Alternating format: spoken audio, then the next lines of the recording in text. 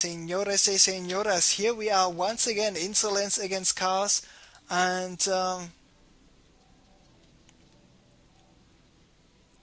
Cars is up 1-0 against Insolence. Insolence, of course, choose to play on Jungle Basin then, and looks like Cars is saying with 5 or 6 observers in total, it is okay for him to play. We just saw his micro with the Marines and the Marauders was absolutely good enough to defend, to crush the attacks here of Insolence. Of course, Insolence was losing 2 Void Rays where he could have saved those Void Rays, but this was a little bit more one-sided than it was close actually. So Insolence had no problems. Cars had no big problems defending those attacks by Insolence at first in the top of this main base, the only Void Rays and then the Gateway Void Ray army. Even though this nice force field on the ramp by Insolence, blocking a couple of those Marines and Marauders from attacking the Gateway units, but because of the fact that Cars had 3 bunkers out and he repaired those bunkers and had Mariners and Marauders in the bunkers and everything, he was able to save the game. So we have Insolence here on Jungle Basin, spawning on the bottom right position. On the top left position we have Cars from Empire, and Insolence of course from MYM. So it is production tab time, and production tab time is Kilometer Rhyme telling us there is no expansion and no add-on just yet here on the barracks. It is a factory coming up, not quite yet, to be honest. I don't think so. We see a factory quite soon, and there we go with the tech lab. And once again a fast stimpack might be possible. A fast stimpack is what Cars went for in the last game as well, and I'm really curious where this is going by Insolence. Is it some sort of 1 gate 3 gate expand? Is it some blink stalker rush? Is it some proxy DT rush? Is it some 2 base MC style 6 gate 7 gate attack?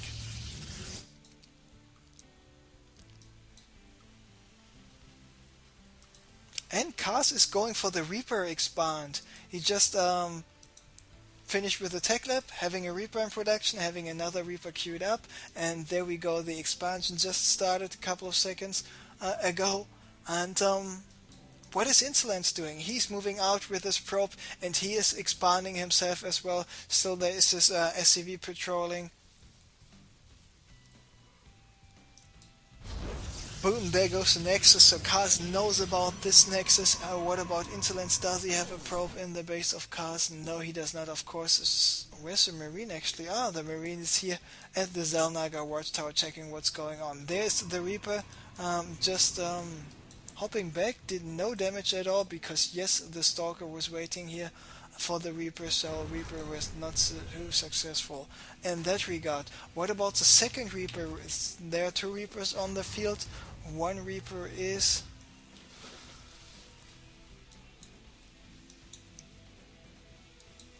there are 2 Reapers. There they are. Just watching. Where's this other Reaper? But here he is actually. So let's follow those Reapers, and the Stalker will wait for those 2 Reapers. And Reapers hopping off, hopping on. This is like sightseeing on the big city. I was in Vienna in Austria a couple of years ago. Nice city, by the way, if you're planning to go for vacation in a capital in Europe. Of course, Berlin is the most awesome city in the world, but Vienna is a nice city as well. Absolutely worth visiting. And this is really nice by Cars, having this Reaper sent to this location and having it set on patrol move. So any probes trying to build any Nexus is there, they will get spotted. Any Nexus being put up will get spotted as well. And because of the fact that the Reaper only consumes 1 supply, it is quite okay to have this Reaper out there, because the Reaper is much more powerful than a SCV or a Marine, but takes the same amount of supply. So let's take a look what else is happening. Of course, the natural expansion of jungle base is safe from Reaper attacks. Only Reaper drops, but I never saw a Medivac dropping Reapers, like I never saw a Medivac dropping some Vikings, for example, because the Reaper only can jump up this cliff and then jump down here, because he can't jump over those holes to nowhere, so to say.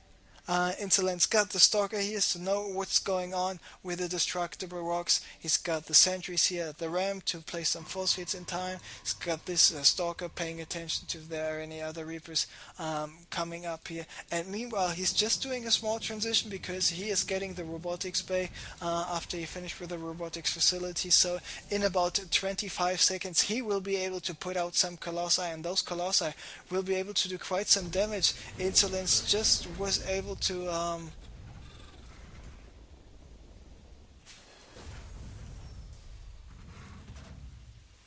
arrive with his observer here, and then Kars spotted the observer. He faked an attack with the Marines, forcing Insolence to move out, and there's the missile turret. Even the missile turret is not only providing the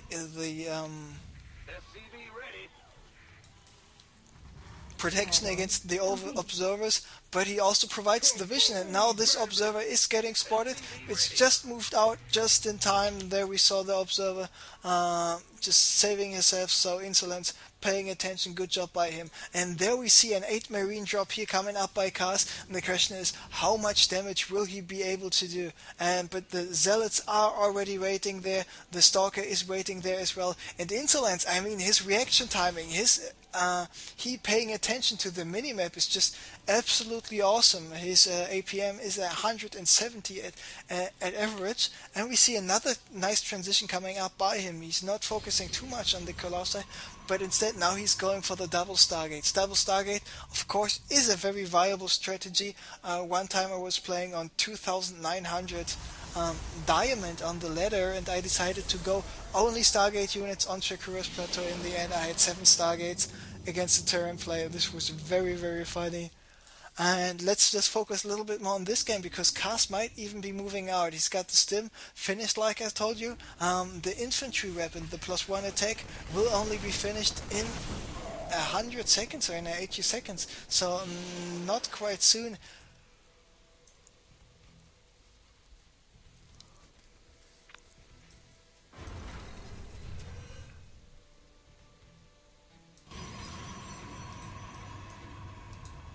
And it is double Phoenix, and double Phoenix, those Phoenixes are quite good, because the good thing about the Phoenixes is that you were able to intercept drops quite good, because yes, they deal insane amount of damage to Medivacs, and with the ability to use the graviton beam to lift up units. You just can lift up the Marauders or the Marines trying to kill your probes without taking too much damage yourself, because most of the time there are 4 stimped Marauders and you warp in 4 Stalkers of your own. You may be able to injure 1 Marauder, and that's about it, because stimped Marauders just eat those Stalkers alive. Zealots can be kited.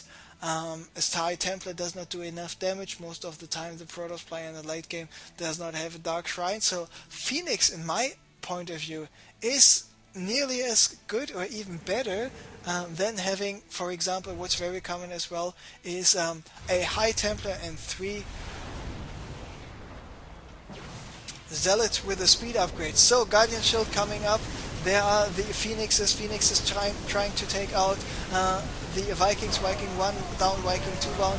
Good targeting here with by Insolence with the Marines and the Marauders, because he used his Colossi to focus in the middle of the units, so the splash damage will be maximized. Kars lifting up his command center, but of course, because of all those Phoenixes, all those forces are down. The Zealots not chasing the remaining units by Kars anymore, and with this first nice attack and the decision of to go for the second expansion himself, Insolence is in a brilliant position right now. He's got, even though he's got less harvested, he is about the same supply, by the way, drop coming up here by Chaos. But there we see the Phoenixes lifting up all the Marines, taking out all the Medivacs. Let's take a look how much probes was he able to kill. Where are the remaining probes of Insolence? And looks like Insolence, he just transferred all of his probes over here to the newly built expansion at the center location. So now he just can continue to build more stuff.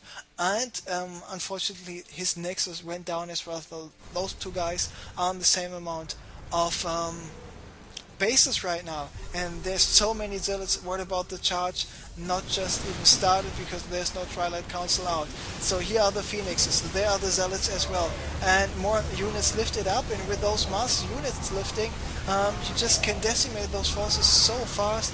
And now those Marines and Marauders just running away from everything else, but you can't run away from Phoenixes because there we see more lifting going on, and this is looking very good for Insolence. Where we see what's going on, units lost, there we see it is 3,500 resources. Kaz is behind 50 minutes into the game. Now the supply is 35%, 35 more for Insolence than for Chaos, but Chaos got the double starport with a double reactor, and he's only producing Vikings right now. There we see, for example, 4 Vikings produced at a time, getting 2 missile turrets, getting 3 Marines, so he wants to have some serious anti-air business going. But on the other hand, if he's focusing too much on those Viking Marauder stuff, those zealots Insolence is having will just rip Cars apart. He's got 15 zealots here on the field already, getting 2 more gateways, getting a robotics facility even at the front. Not sure about this idea, but it looks like he's confident enough. There are the zealots moving in still without charge, and Phoenix is lifting up more units. Meanwhile, all those Vikings focusing down the Colossi, but it is too late. Kaz just gets annihilated, obliterated, and crushed at the same time.